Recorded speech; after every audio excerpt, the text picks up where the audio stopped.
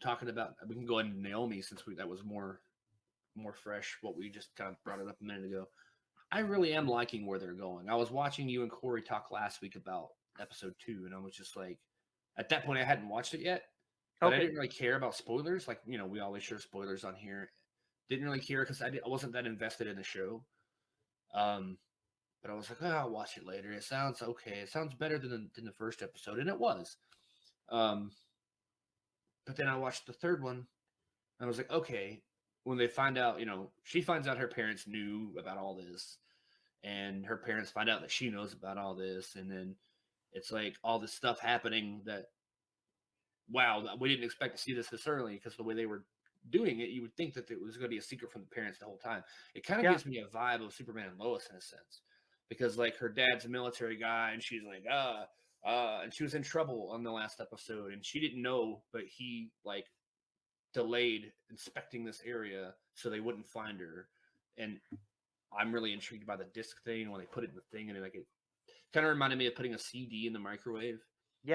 Finding out it was fake, and these little layers and layers and layers of different things that pop up each week. It's like, okay, now that's a new thing that I didn't realize, and that makes it more interesting.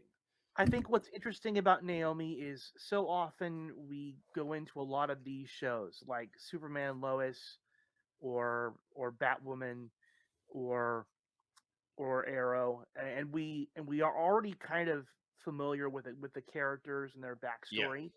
And Naomi is such a brand new, sort of blank slate sort of character. I mean, she's only been around, even in the comic books, since 2019, and so.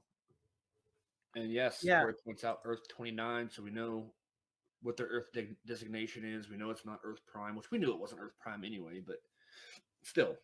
Yeah. And I love all the multiversal talk. I think that's interesting. Definitely as we go through this, the potential for crossover. You think about this whole the idea that she's from another Earth, not necessarily not a different planet, but from another Earth. That kind of makes a little bit more sense for her. Yeah, it definitely did, because I was like, oh, she's from Mars, or is she from some other made-up planet that doesn't exist that the humans don't know about yet? Right. But well, I was thinking that 29, it was like, okay. Yeah.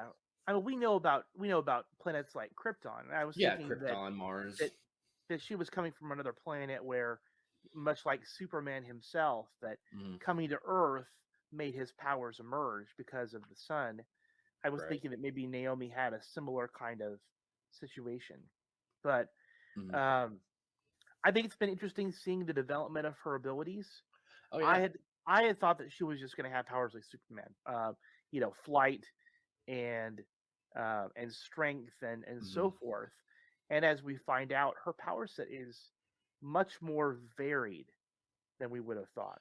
Now we know she has like I don't know if it's a telekinesis, but more like but it sort of was. I mean, she has that weird zappy thing, and I think she also has a telekinesis thing where she can because her friend was like, "Did you open that with your mind?" I guess she didn't see her do the shock thing, but still, she has these powers that she's every week that something new happens. And she's like, "Oh my gosh!" Yeah. So it's like it reminds me of Smallville in a way because of that, and she has friends that she talks to about it, and her family now knows, and so it's too dangerous to show your power. It's fun because it's got the element of that, but it's also its own thing. It doesn't borrow too much from something else. It doesn't feel too much like a different show. It feels like a new show. Yeah, I do feel that there is an element. It's almost like a teenage teenage drama, a little bit more. It's a little less adult. If I were going to make the biggest comparison, I would think it was like a combination of Nancy Drew and Scooby Doo. I mean, I feel like the only character missing from this show is like a giant Great Dane. Yeah, dog. Yeah. It's true. It's a good point, honestly. Yeah. I'm still waiting on the gang that always seems to go around, kind of hover around Naomi. I'm waiting for them to kind of differentiate themselves a little bit more. Yeah. Right now, they really don't seem to have much of an existence aside from all of them being potential relationships for Naomi. Mm-hmm. Um, And we did see in the latest episode that I think she finally picked one. Because her and the other one guy, I don't remember his name. I never remember character names, but we see them like kissing at the end. So it's like, okay, right, but is that going to be like, oh, this is Monday. Tomorrow I'm going to like her instead. Like, is it going right. to be like that? Because Well, that's what it seems like.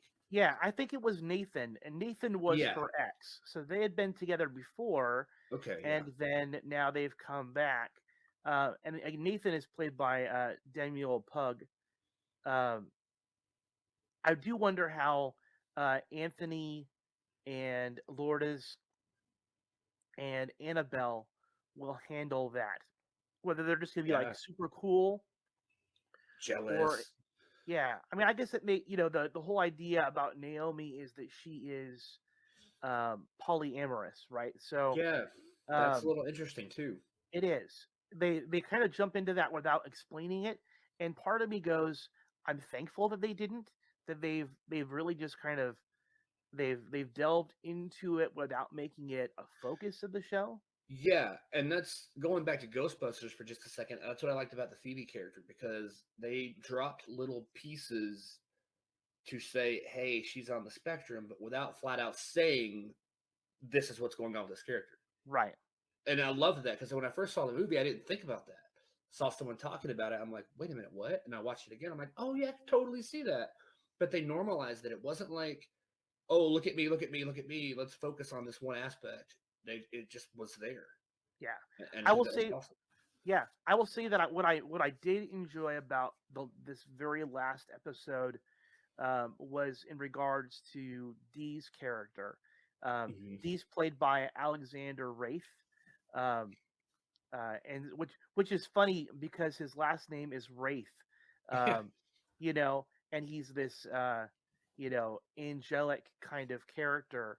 We know he's a Thanagarian with wings. We finally see him, in battle with that guy who could teleport, and finally, puts his powers to good use. Um, how do you feel about him? How do you feel about D as a mentor? Ghost Rider meets Power Rangers. Now, that speaking of mentor, he's like the Zordon of the Power Rangers, and he's like there, like you must use your powers wisely. And yeah, I mean, so far he's been okay, but like she's just blindly trusting him every step of the way. Like, why should I do this? Because it's best for you. Okay, and then, but she doesn't really know like what to do or what to expect. He's the only one that she has any kind of connection with that understands Right, this, so it does make sense that she would like listen to him. right. Well, the And the hilarious the yeah, hilarious thing to me though was they're on that bridge, and he tells her to jump off the bridge and that she'll be able to fly. And ultimately, she doesn't, right? She ultimately it jumps off the bridge, and he says she didn't hit the ground. And the next episode, he's training her with tennis balls, and he's like, yeah, he wants her to take it slow. I'm like, the last episode you had her jump off a bridge, and exactly, now yeah. you got her, bouncing tennis balls. Um, uh, to me, that just seemed hilarious. I remember watching last week's podcast, and you and Corey talking about that same thing, and then I saw the episode today. I was like, hey, they talked about that, and then I was like, yeah, that's kind of weird, like bouncing, not just bouncing tennis balls, but like bounce, bounce, like so simple. Just bouncing it. Then now bounce two of them. Like, oh my gosh, how am I gonna do this? I jump off a bridge. Like what? But and Corey Yeah, asked, like, angelic or demonic? That's an interesting question because I am looking at D and I'm like, is it possible that he's really a bad guy, like a villain, and he's just testing her to see how strong she can become to know how much of a threat she is? I don't know. I think Like, they've really set up D and Zumbato as being these polar opposites, right? D right. is very controlled, very self-controlled, very cerebral, Mm-hmm. very intelligent. Um, I would almost say he seems too good. Yeah. Um, and Zumbato, even his career of being, a used car Salesman. salesman, Yeah. um, Or shady. we find out that Zumbato was the one who had destroyed Earth 29. And so it's just, I think that was just a really interesting realization, is that he really Yeah. is a bad guy. Yeah, he is. It seems like that. But see, I'm always suspicious of these things. Like, I'm like, he's probably the good guy, and D's probably the bad guy, and they're just like flipping it. I don't know though.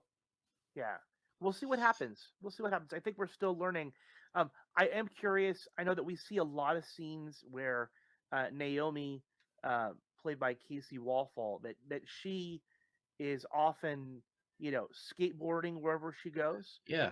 And part of me wonders whether the actress actually knows how to skateboard, or if it's totally a stunt double. It could be a stunt double. That is something that I am just curious about. We have her here now. No. Right. Yeah, I mean, that is a good question. I never thought of that. I just assumed like, oh, yeah, their character skates, never thought anything of it. But they totally could have had a stunt skater, because the only time you see their feet on the skateboard is when it's focused in on the feet. That could be anybody. And then, of course, upper body moving. It could be on a track, just sliding. Who knows? It would be. I hope she's an actual skateboarder.